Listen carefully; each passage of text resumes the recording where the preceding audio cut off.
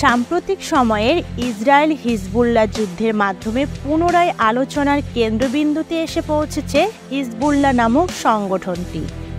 চলুন এই ভিডিওর মাধ্যমে জেনে নিই হিজবুল্লাহর পরিচয়, উত্থান, রাজনৈতিক দর্শন এবং শক্তিমত্তা নিয়ে।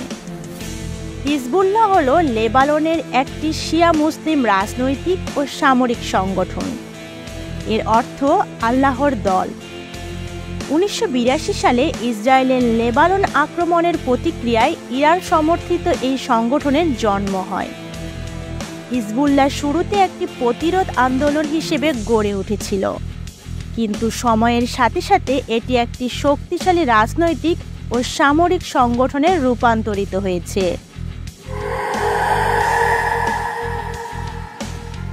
হিজবুল্লাহ প্রতিষ্ঠার দিনক্ষণ সুনির্দিষ্টভাবে বলা কঠিন। 1982 সালে ফিলিস্তিনের সশস্ত্র গোষ্ঠীর আক্রমণের প্রতিক্রিয়ায় দক্ষিণ লেবাননে পাল্টা আক্রমণ চালায় ইসরায়েল। সেই সময় লেবাননের প্রভাবশালী রাজনৈতিক সংগঠন আমল মুভমেন্ট থেকে সশস্ত্র লড়াইয়ে বেশি আগ্রহী এমন একটি অংশ বেরিয়ে যায়। ইসলামিক আমল নামে নতুন একটি সংগঠন গড়ে তোলেন তারা। নতুন সংগঠনটি ইরানের রেভলিউশনারি গার্ডের কাছ থেকে উল্লেখযোগ্য সামরিক ও সাংগঠনিক সহায়তা পায়। ফলশ্রুতিতে তারা সবচেয়ে কার্যকরী শিয়া সশস্ত্র গোষ্ঠী হিসেবে আত্মপ্রকাশ করে, যাদের হাতে পরবর্তীতে হিজবুল্লাহ গঠিত হয়। ইসলামিক আমলের মতো সশস্ত্র গোষ্ঠীগুলো ইসরায়েলি সামরিক বাহিনী ও তার মিত্র সাউথ লেবানন আর্মি (SLA) এর উপর হামলা চালায়। অন্যান্য বিদেশি শক্তিও তাদের আক্রমণের লক্ষ্যে পরিণত হয়। 1983 সালে মার্কিন দূতাবাস এবং US মেরিন ব্যারাকে বোমা হামলায় তারা জড়িত ছিল বলে অভিযোগ আছে। ওই হামলাগুলোতে 258 মার্কিন এবং 58 ফ্রেঞ্চ কর্মী নিহত হন। 1985 সালে একটি খোলা চিঠ প্রকাশ করে আনুষ্ঠানিকভাবে নিজেদের উপস্থিতি জানান দেয় হিজবুল্লাহ। চিঠিতে যুক্তরাষ্ট্র এবং তৎকালীন সোভিয়েত ইউনিয়নকে ইসলামের মূল শত্রু বলে চিহ্নিত করে তারা। একই সাথে ইসরায়েল মুসলিমদের ভূমি দখল করে আছে বলে মন্তব্য করে দেশটিকে ধ্বংস করার ডাকও দেওয়া হয় চিঠিতে। লেবাননের গৃহযুদ্ধের অবসান এবং রাজনৈতিক স্থিতিশীলতা ফিরিয়ে আনার উদ্দেশ্যে 1989 সালে তায়েফ চুক্তি স্বাক্ষরিত হয়। চুক্তি অনুযায়ী সশস্ত্র সংগঠনগুলোর নিরস্ত্রীকরণের প্রশ্নে হিজবুল্লাহ তাদের সামরিক শাখাকে ইসলামিক রেজিস্ট্যান্স অর্থাৎ ইসলামিক প্রতিরোধ নামে রিব্র্যান্ড নতুনভাবে রূপায়ণ করে। ইসরায়েলের দখলদারিত্বের অবসান ঘটানোর জন্য ইসলামিক রেজিস্ট্যান্স নিবেদিত বলে জানানো হয়। ফলে নিজেদের অস্ত্রশস্ত্র সমর্পণ না করে রেখে দেওয়ার সুযোগ পান তারা। 1990 সালে সিরিয়ার সেনাবাহিনী লেবাননে শান্তি স্থাপনে নিয়োজিত হবার পর হিজবুল্লাহ দক্ষিণ লেবাননে তাদের গেরিলা যুদ্ধ চালিয়ে যেতে থাকে। একই সঙ্গে লেবানিজ রাজনীতিতেও সক্রিয় হতে শুরু করে তারা। 1992 সালে সফলভাবে জাতীয় নির্বাচনে অংশও নেয়। অবশেষে 2000 সালে ইসরায়েল যখন লেবানন থেকে তাদের বাহিনী প্রত্যাহার করে নেয়, তাদের তাড়িয়ে দেওয়ার কৃতিত্ব দেওয়া হয় হিজবুল্লাহকে। সে সময় আবারও হিজবুল্লাহ নিরস্ত্রীকরণের প্রশ্ন উঠলেও সেই চাপ প্রতিহত করে গোষ্ঠীটি এবং দক্ষিণাঞ্চলে নিজেদের সামরিক উপস্থিতি বজায় রাখে। যুক্তি হিসেবে শেবা ফার্ম ও অন্যান্য বিবদমান এলাকায় ইসরায়েলি বাহিনীর উপস্থিতিকে সামনে আনে তারা। 2006 সালে সীমান্তের অপর পাশে হিজবুল্লাহ সশস্ত্র যোদ্ধাদের আক্রমণে 8 ইসরায়েলি সেনা নিহত হয়। অপহৃত হয় 2 জন। এ ঘটনায় তীব্র জবাব আসে ইসরায়েলের দিক থেকে। দক্ষিণ লেবানন ও বৈরুতের দক্ষিণাঞ্চলে হিজবুল্লাহর শক্ত অবস্থান লক্ষ্য করে হামলা চালায় ইসরায়েলি যুদ্ধবিমান। প্রত্যুত্তরে ইসরায়েল অভিমুখে 4000 রকেট ছোড়ে হিজবুল্লাহ।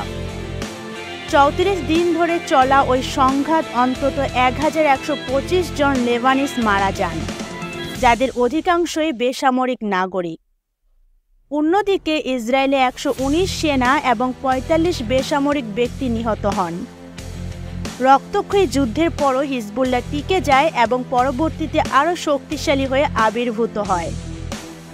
সেই থেকে নতুন নতুন যোদ্ধা সংগ্রহ ও অস্ত্রের উৎকর্ষ ঘটিয়ে সামর্থ্য বৃদ্ধি করে চলেছে তারা।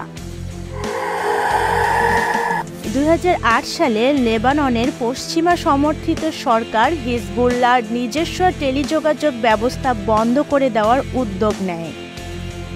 গোষ্ঠীটির সঙ্গে সম্পর্ক রাখার অভিযোগে বৈরুত বিমানবন্দরের প্রধান নিরাপত্তা কর্মকর্তাকে সরিয়ে দেওয়ার চেষ্টাও করেন তারা।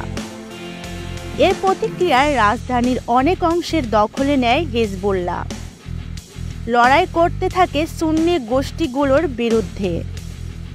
সাম্প্রদায়িক সহিংসতায় 81 জন নিহত হয়। দেশ উপনীত হয় গৃহযুদ্ধের দ্বারপ্রান্তে। সংঘাত থামাতে সরকার নিজের অবস্থান থেকে পিছু হটে এবং হিজবুল্লাহর সঙ্গে ক্ষমতা ভাগাভাগির চুক্তি করতে সম্মত হয়। 1985 সালের ইশতেহারের ইসলামিক প্রজাতন্ত্র প্রতিষ্ঠার অংশটুকু বাদ পড়ে নতুন ইশতেহারে, কিন্তু যুক্তরাষ্ট্র ও ইসরায়েলের বিরুদ্ধে জোরালো বক্তব্য বজায় ছিল। নিজেদের অস্ত্র রাখার প্রয়োজনীয়তার কথাও বলা হয় এতে। 2005 সালে গাড়িবহরে বোমা হামলায় মারা যান লেবাননের সাবেক প্রধানমন্ত্রী রফিক হারিরি। 2009 সালে নির্বাচনে জিতে তারই ছেলে সাদ হারিরির প্রধানমন্ত্রীত্বে জোট সরকারে অংশ নেয় হিজবুল্লাহ।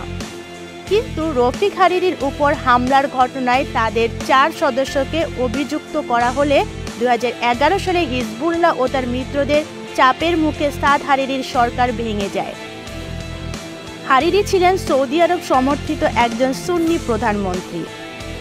পরবর্তী সরকারগুলোরও অংশীদার হয়ে থেকেছে হিজবুল্লাহ ও এর মিত্ররা, যেখানে তাদের গুরুত্বপূর্ণ প্রভাব লক্ষণীয়। সিরিয়ার যুদ্ধ ব্যাপক আকার ধারণ করলে হিজবুল্লাহর হাজার হাজার সদস্য প্রেসিডেন্ট বাশার আল আসাদের হয়ে লড়াই করতে যায়। বিশেষ করে লেবানিজ সীমান্ত ঘেঁষা অঞ্চলে বিদ্রোহীদের কাছে হারানো এলাকা পুনরুদ্ধার করে দিতে তাৎপর্যপূর্ণ ভূমিকা রাখেন তারা। সিরিয়া ও ইরানের সঙ্গে সখ্যতার কারণে প্রতিপক্ষ আরব দেশগুলোর কাছে চক্ষুশূল হয়ে ওঠে হিজবুল্লাহ। ইসলামিক জীবনধারার বিস্তার হিজবুল্লাহর অন্যতম অগ্রাধিকার। হিজবুল্লাহ কতটা শক্তিশালী? হিজবুল্লাহ বিশ্বের সবচেয়ে ভারী অস্ত্রশস্ত্রে সজ্জিত অরাষ্ট্রীয় সামরিক বাহিনীর একটি, যেটিকে অর্থায়ন করেছে ইরান। সংগঠনটির দাবি করে তাদের 1 লক্ষ যোদ্ধা রয়েছে, যদিও অনুমান করা হয় সংখ্যাটি 20,000 থেকে 50,000-এর মধ্যেই সীমাবদ্ধ। এদের অনেকেই বেশি প্রশিক্ষিত ও দক্ষ যোদ্ধা এবং সিরিয়ার গৃহযুদ্ধেও লড়াই করেছে তারা। Centre for strategic and international studies think ট্যাঙ্কের তথ্য অনুসারে হিজবুল্লাহর আনুমানিক 1,20,000 থেকে 2 লাখ রকেট ও ক্ষেপণাস্ত্র রয়েছে। তাদের অস্ত্রাগারের বেশিরভাগই ছোট অনির্দেশিত আর্টিলারি রকেট। তবে হিজবুল্লাহর বিমান বিধ্বংসী ও জাহাজ বিধ্বংসী ক্ষেপণাস্ত্রের পাশাপাশি ইসরায়েলের গভীরে আঘাত হানতে সক্ষম ক্ষেপণাস্ত্র রয়েছে বলেও মনে করা হয়। গাজায় হামাসের তুলনায় অনেক বেশি অত্যাধুনিক অস্ত্র রয়েছে হিজবুল্লাহর কাছে।